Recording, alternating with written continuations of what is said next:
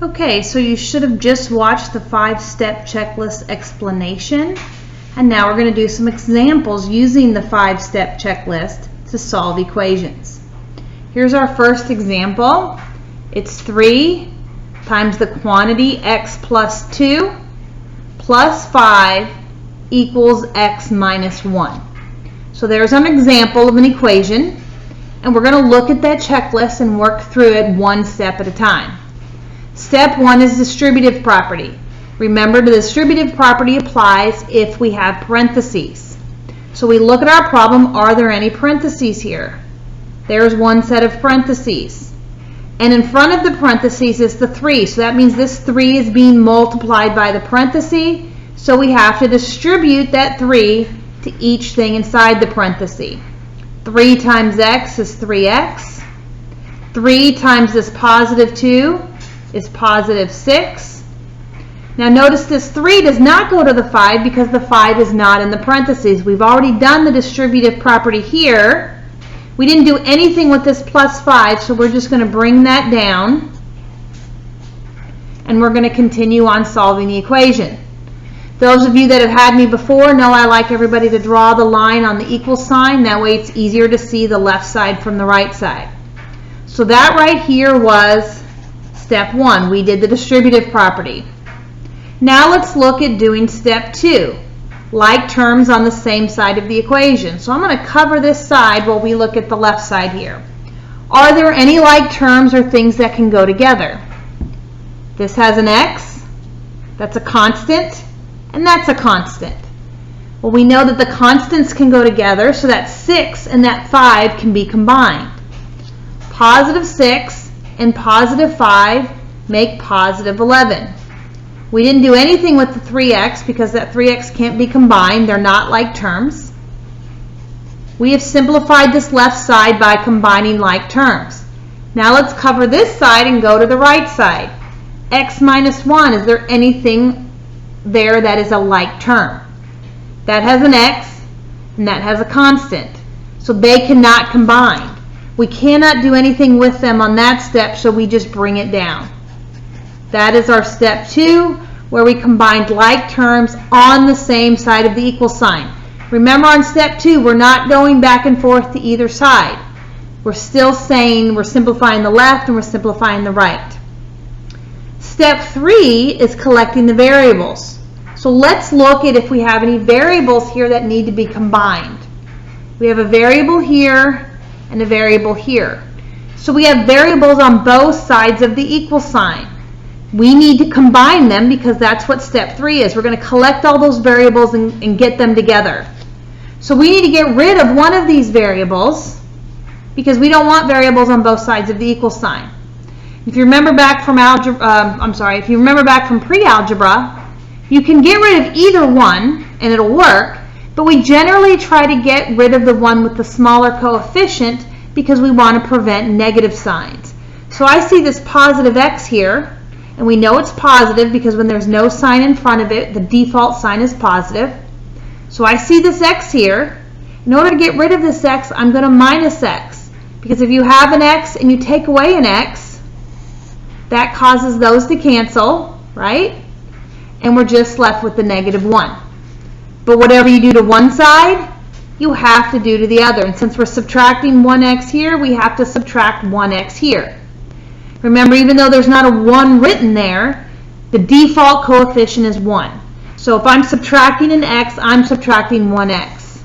3x's minus 1x is 2x. So I've subtracted an x from both sides, which got rid of the x on this side, and combined them over here. Now notice I didn't use this positive 11, so I have to bring that down. I didn't use this negative 1, so I have to bring that down. You can't forget any of the terms. You have to use them or bring them down. So this was step 3 where I collected the variables. All the variables are now here on this side of the equal sign. So that's important for step 4.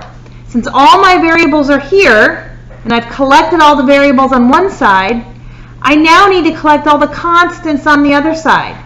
So all my x's are here. I need to get rid of this extra thing. And this extra thing is this plus 11. That is the constant because there is no variable in it. So in order to get rid of this plus 11, we have to do the inverse. So what's the opposite of plus 11? Minus 11. But whatever you do to one side, you have to do to the other, because you got to do the same thing to both sides. So the minus 11's cancel. We bring down the 2x. Negative 1 and negative 11. Remember, our integers becomes negative 12. And that is step 4. Okay, so step 4 brings all the constants to the one side, opposite of where the variables are.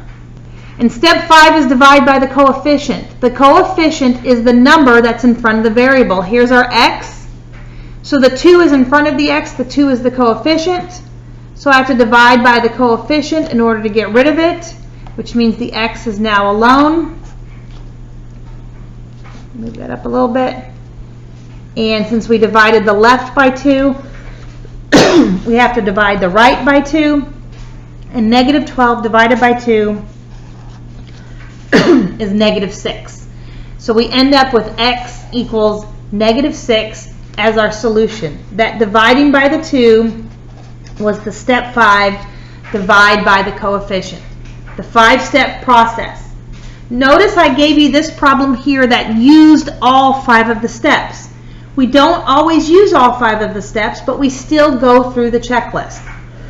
Let me give you another example of that. Let's move it over here and we'll do it right next to it. So let's come up with a problem that says 5x minus 7 equals 1. So notice that problem. We're going to apply the same 5-step checklist. Step 1, distributive property. Are there any parentheses here? There's no parentheses, so we don't apply step 1. We can skip step 1 and go to step 2. Step 2 says like terms on the same side. So let's cover up one side. Are these like terms? Can they combine? One has an x, one does not have an x. So they are not like terms and they cannot go together.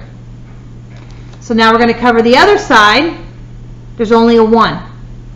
So there are no like terms to combine. We cannot apply step 2. Now let's look at step 3, collect the variables. There's a variable. Are there any other variables? No other variables. So the variables are already collected. Step 3 is done. So far so good. 1, 2, and 3 all check marked, and we didn't have to do anything yet.